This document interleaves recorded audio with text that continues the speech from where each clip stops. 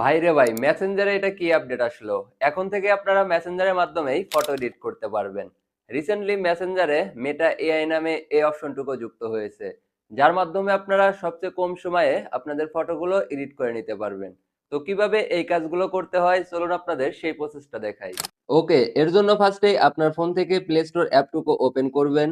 দেন search অপশনে এসে Messenger লিখে সার্চ করে মেসেঞ্জার অ্যাপটুকু প্রথমে আপনার ফোনে ইনস্টল করে তারপরে ওপেন করবেন। প্রথমত ওপেন করার পরে আপনারা কিন্তু নিচে দেখতে পারবেন নতুন একটি অপশন যুক্ত হয়েছে, যেটা মেটা এআই এর লোগোর মতো দেখতে। তো এখান থেকে আমরা যদি এই অপশনে টাচ করি, এখন এইখানে আমাদের ছবি অ্যাড করতে হবে, দেন আমাদের ছবিটুকু এডিট করতে হবে। এর জন্য এখান থেকে প্লাস আইকনে টাচ করবেন। দেন আপনারা দুইটা ভাবে এখানে ছবি অ্যাড করতে পারবেন। একটা সরাসরি ক্যামেরা দিয়ে তুলে, আর একটা আপনারা গ্যালারি থেকে।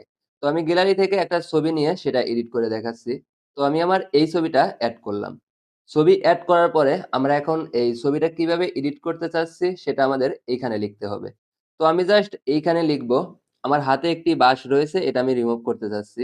এর জন্য জাস্ট লিখব, ছেলেটির হাতে থাকা বাঁশটি রিমুভ করে দাও। এরপর জাস্ট সেন্ড করব। সেন্ড করার পরে দেখতে পারছেন যে আমাদের ছবিটা নিয়ে কিন্তু তারা আসলে কাজ করছে। মাত্র কয়েক সেকেন্ডের মধ্যে কিন্তু আমাদের ছবিটা তৈরি করে দিবে।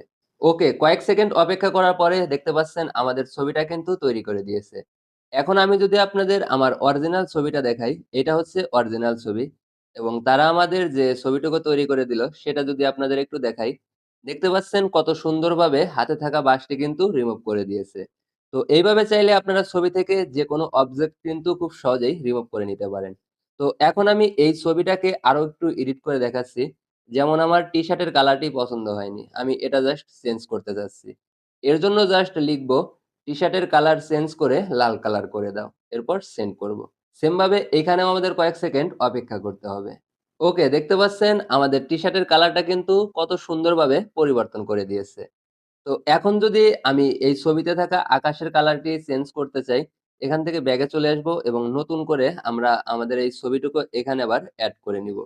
তো এড করার পরে এখানে আমি জাস্ট লিখে দিব, আকাশের কালার নীল করে দাও। এরপর সেন্ড করব। বরাবরের মতো এখানে আমাদের আবারও কয়েক সেকেন্ড অপেক্ষা করতে হবে।